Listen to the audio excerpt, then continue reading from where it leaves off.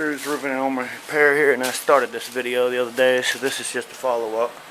We've had a dehumidifier going on the tub here for the weekend to get some of this stuff dried out. Getting ready to move the dehumidifier to under the house so I can do the work in here, right toward this floor out. But before we do, we want to make sure that we have all of our stuff down so we don't make any messes in the rest of the house. So we're going to cover up some stuff here. Alright, we got the linoleum up and pulling out some of the crap, and this is what we found. On this particular mobile home, I want you to notice that it has these old type rings on this gray pipe. Nothing wrong with the gray pipe, but the connections that they use, that's what the problem was. Up here where it comes through for the sink, one of these connections broke and it leaked water, and that's what this caused. We're going to go ahead in this one and remove all these old fittings that we can find and get rid of that problem. But this is what happens from the old fittings break, and we're getting ready to rip it out. Alright, this is where we're at. We got most of the floor taken out. It's going to be taken out, actually everything except for under the hot water heater, under that wall right there. That's all going to be changed out. We're going to save this end for last so that we don't have to cut their hot water off, so they can at least have hot water tonight. Because if I take that out today and unhook it, it's got to be hooked up today, because you got people in a place, you don't want them to go without hot water heater so they can get the shower at night, especially when it's 100 degrees out here in North Carolina. Getting ready to frame up everything underneath that wall, because on these mobile homes, another thing that they don't do, you'll find a lot of times, is they don't put any framing under the actual wall that runs through the middle of the house or wherever they got a wall at. Sometimes they do, sometimes they don't. In this situation, they didn't. So my plumber will be coming down and replacing all these pipes pieces from the underside. Unfortunately, I'd love to be able to get him up here doing it, but we can't do it, so we're going to do it from the underside.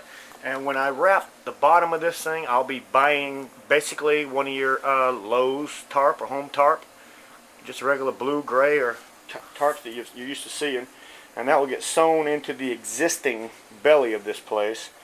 Because it's really, once you cut these things, there's no way to sew them back up or whatever. So the best thing that I found is to use the blue tarps or the gray tarps, whatever color, doesn't matter, just a tarp.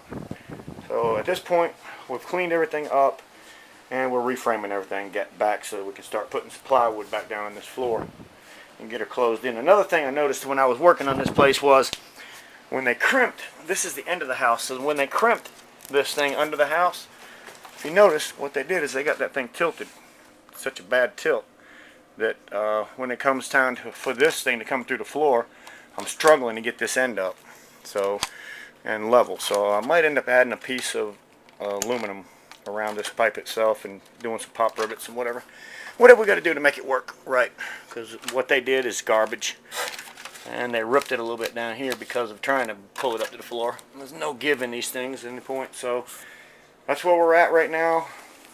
Keep watching and you'll see how we get it framed up, straightened out.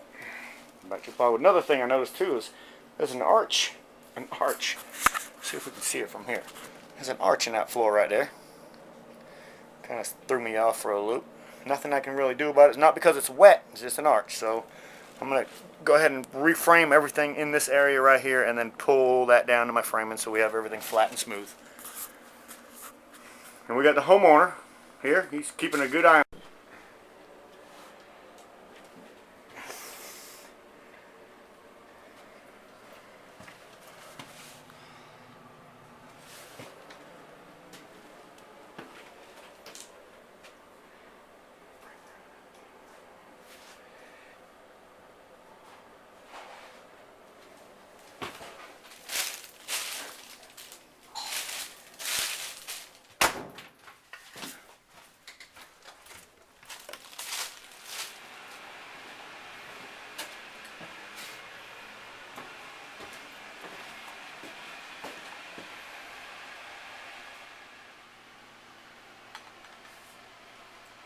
We're putting down an Italian stone crystal flooring, 12 by 12 tiles. It's beautiful when it's finished.